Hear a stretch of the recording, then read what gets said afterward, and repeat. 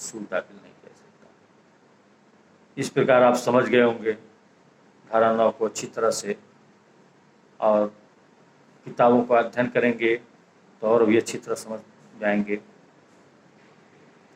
इसमें सवाल जो आए हुए हैं ज़्यादातर जुडिशरी परीक्षाओं में विभिन्न स्टेटों के, वो ये आए हुए हैं कि क्षेत्राधिकार क्या है।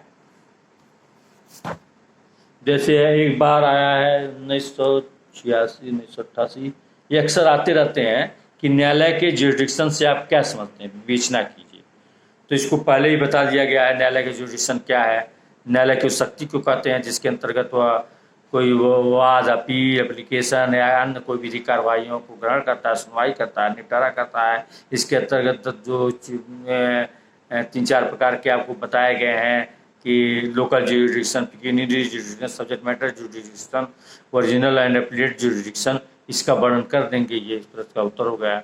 दीवानीकृत के वाद के कथन की विवेचना कीजिए। इससे धारा 9 का विवेचना करना है आपको।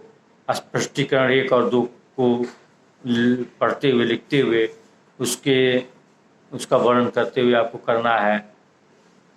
अब ये न्यायालय की आर्थिक अधिकारिता से क्या समझते हैं, तो जो दूसरे प्रकार का पेक्यूनियरी जुरिडिक्शन है उसके बारे में आप अध्ययन कर सकते हैं, उसको लिख सकते हैं।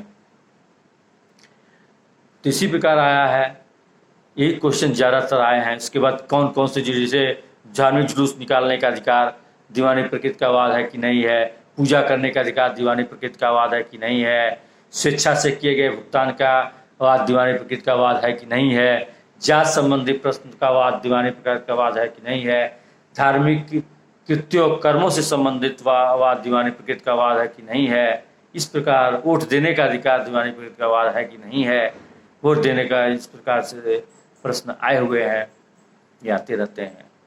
बिहार जुडिशरी एक बार हम लोग दे रहे थे तो मेंस में एक क्वेश्चन ये भी आया था कि जो है ये पूरे धारा 9 को लिख दिया गया था।